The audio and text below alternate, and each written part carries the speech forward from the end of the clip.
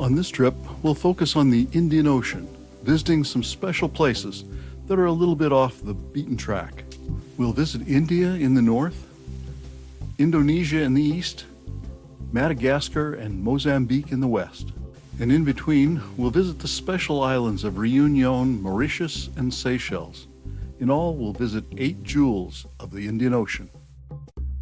But before we focus on these jewels, we need to take a look at what they all have in common, the Indian Ocean.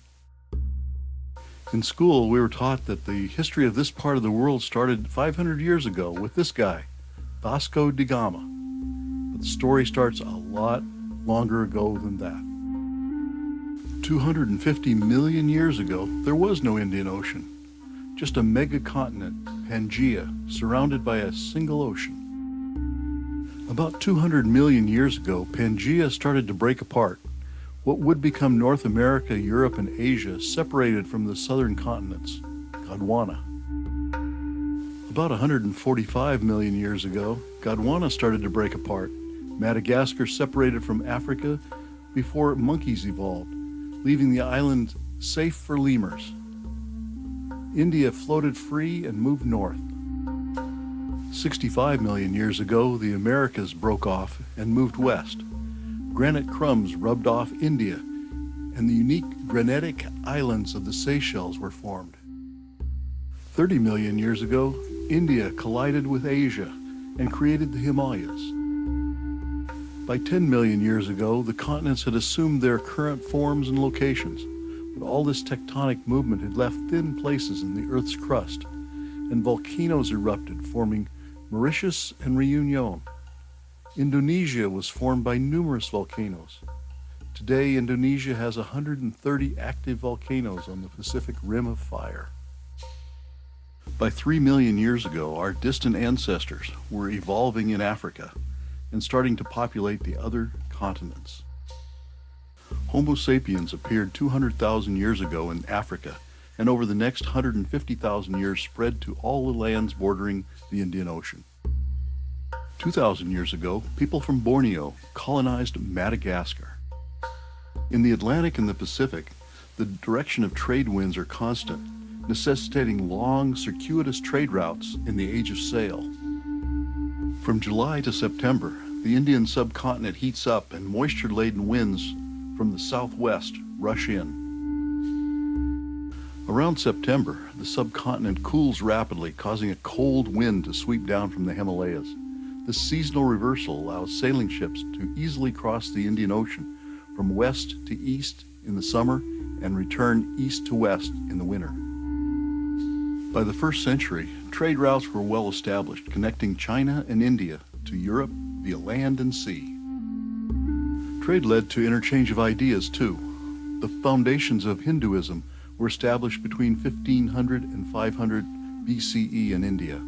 Traders spread the beliefs to Indonesia in the first 500 years of the current era. Buddhism was founded in India in the 4th century BCE and spread rapidly through Southeast Asia. By the 8th century, it had become the state religion, what is now Indonesia. The Jewish community in Cochin traced their heritage back to 652 BCE when Judaic traders settled in Cochin. The Jewish community in Mumbai claims lineage to the lost tribe of Israel. Islam originated in the 7th century on the Arabian Peninsula. Arab traders rapidly spread the faith around the Indian Ocean. In the 1st century, the Apostle Thomas established Christianity on the Malabar coast of India. After that, Christianity had to wait for the European explorers to expand. Now back to Vasco da Gama and the age of exploration. As we learned in school, da Gama was the first to travel from Europe to India by sea in 1498. Starting in 1502, Portugal established trading posts along the coast of India. Da Gama also landed in Mozambique on his first voyage, but was unable to impress the Sultan. In 1505, the Portuguese began a gradual process of colonization and settlement. In 1512, the Portuguese were the first Europeans to arrive in Indonesia. The Dutch claimed Mauritius in 1598 and settled it in 1638. The Dutch East India Company, the first publicly traded multinational corporation, was formed in 1602 to establish trade in the East Indies. The Dutch defeated the Portuguese at the Battle of Malacca in 1641, ending the Portuguese presence in Indonesia. In response to Portuguese and Dutch initiatives in the Indian Ocean, the English East India Company was formed in 1600 to provide a monopoly on English trade in the Indian Ocean. In the 17th century, the English established lucrative commercial treaties with Indian rulers and greatly diminished Portuguese influence and fortunes. Not to be outdone, the French formed the French East India Company in 1664. The company failed to found a successful colony on Madagascar, but was able to establish ports in Réunion and Mauritius, which the Dutch had abandoned in 1710. By 1719, they had established themselves in India. The French laid claim to the Seychelles in 1756 and established a settlement in 1770. They were dealt a major defeat in India in 1757 at the hands of the British. That ended their expansion plans. During the Napoleonic War, Mauritius and Réunion were captured by the British, and the Seychelles took a neutral position. After the French defeat, Mauritius and Seychelles became British, and Réunion was returned to France. By 1778, the English East India Company had 67,000 soldiers.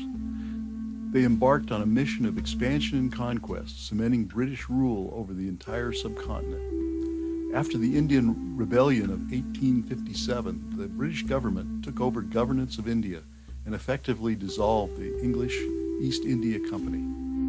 Starting in 1840, the Dutch undertook a period of expansion to enlarge and consolidate their possessions and to discourage other European powers. By the early 20th century, the Dutch had control over what is now Indonesia. In 1897, the French overthrew the Queen of Madagascar, and the country became a French colony. In the aftermath of World War II, Indonesia became independent in 1945, India in 1947. Réunion became an overseas department of France in 1946. As part of the African independence movement, Madagascar became independent in 1960, Mauritius in 1967, Mozambique in 1975, and Seychelles in 1976. So that's the big picture. Now we're ready to visit 8 jewels of the Indian Ocean and see how trade, colonialism, religion, and geography affected them.